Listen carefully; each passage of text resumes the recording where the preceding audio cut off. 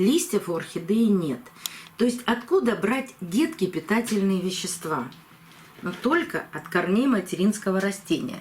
Но так как материнское растение само по себе погибало, вот корней в горшке совсем не видно. Только вот эти корни, которые находятся вверху.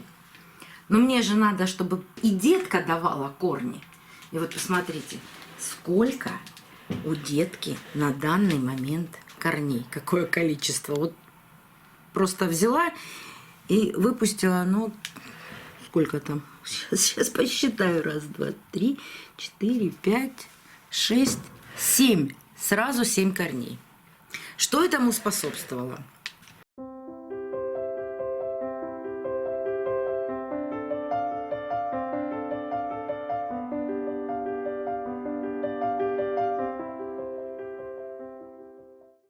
Добрый день, друзья! Продолжение темы о орхидеях, детках и детках на орхидеях, на пеньках орхидей. Я вам показывала пересадку орхидеи Блюмингтон. О ней очень большая, длинная история, которая длится уже 3-й год. Мне ее отдали с цветоносом из точки роста. Вот это материнское растение, это та орхидея, которая была изначально. Она очень долго цвела. У нее было много цветоносов. Здесь видно, что есть пеньки от цветоносов. Вот они, пеньки. У нее было, по-моему, 2 или 3 цветоноса даже изначально. Но цветонос из точки роста был точно. И сейчас в наличии. Она очень быстро дала детку. Причем не прикорневую детку, а пристволовую детку. И эта детка очень долго развивалась, цвела вместе с материнским растением. И я никак их не могла рассадить, потому что они цвели все время. И та, и другая орхидея вместе. Наконец-таки настал тот час, когда я смогла это сделать. Я вам это все показала. Вот отсаженная детка. А материнское растение так и осталось в покупном горшке. Кстати, вот у детки тоже есть старый цветонос. И сейчас она опять выпускает цветонос. Я не думаю, что он будет огромный и много будет цветов. Потому что пересажена она не так давно. Ей нужно приспособиться. Но при этом она все равно собирается цвести. А так как я отделяла детку, и это было комфортное такое отделение, и я не затронула корни материнского растения, и орхидея так и осталась в горшке, буквально через 2 или 3 недели дала детку. Еще одну детку, но чуть ниже по стволу.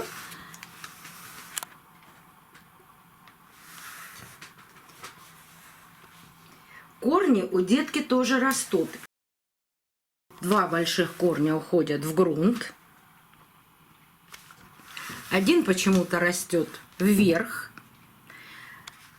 Пока она не огромная, наверное, потому что у материнского растения остается не так много листьев, не так много сил. Но я рассматриваю орхидеи тогда, когда я их снимаю с полок для полива.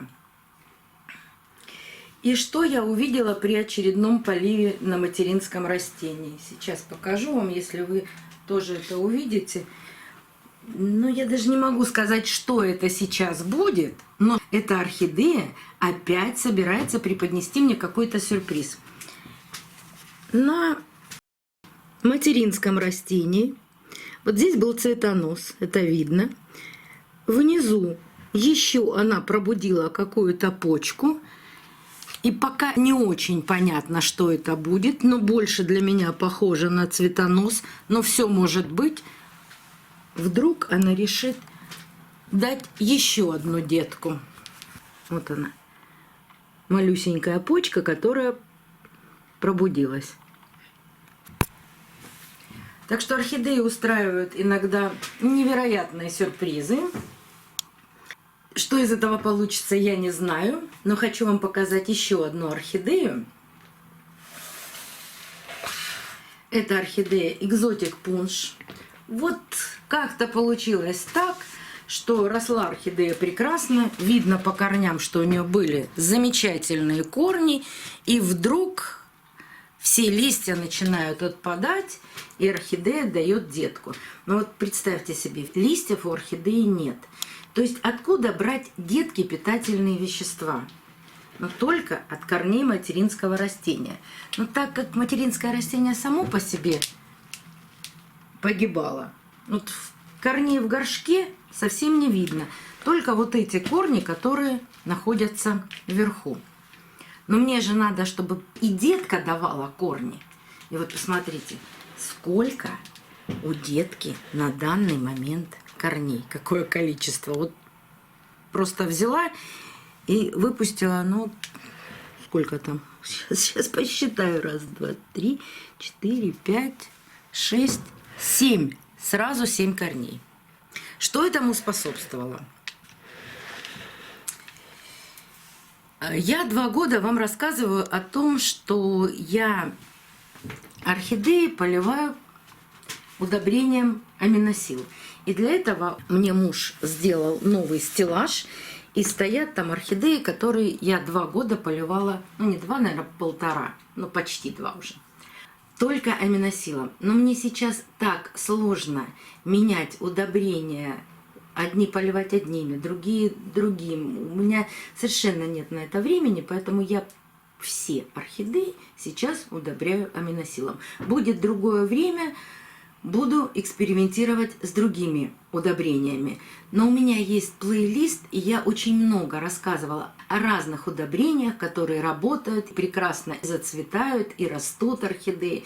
Но вот в силу моей занятости я сейчас поливаю только вот таким жидким удобрением. А ссылку на плейлист я оставлю в правом верхнем углу экрана. И так как я не подхожу каждый раз, не подхожу каждый день, ну не получается у меня так. Да еще и довольно-таки высоко стоят орхидеи, и во 2-м ряду надо снимать горшки для того, чтобы увидеть, что там происходит. Так вот, эта орхидея стояла во 2-м ряду. И когда я взяла поливать эту орхидею, я была поражена тем, что я всего 2 раза применила аминосил и увидела такое количество корней. Я была просто счастлива.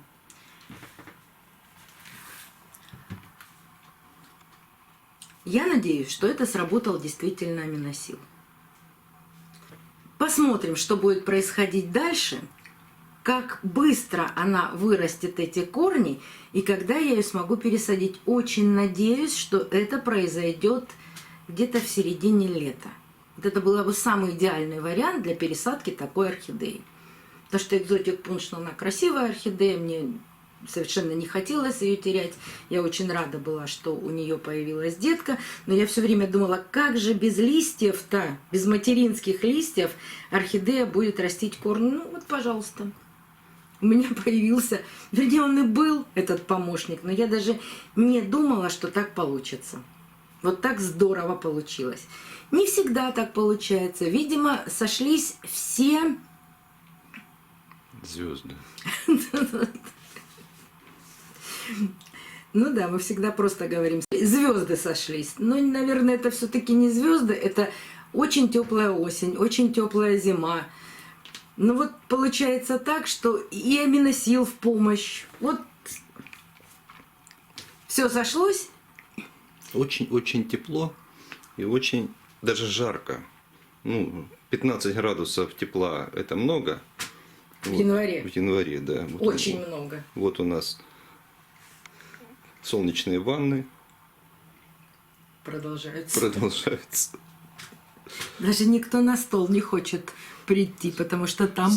Нет, потому что очень яркий свет, и никому не хочется под естественные софиты. Так что будем с вами дальше наблюдать за корнями этой орхидеи и посмотрим, что из этого получится. Мне всегда это очень интересно. До новых встреч, друзья! Увидимся на канале.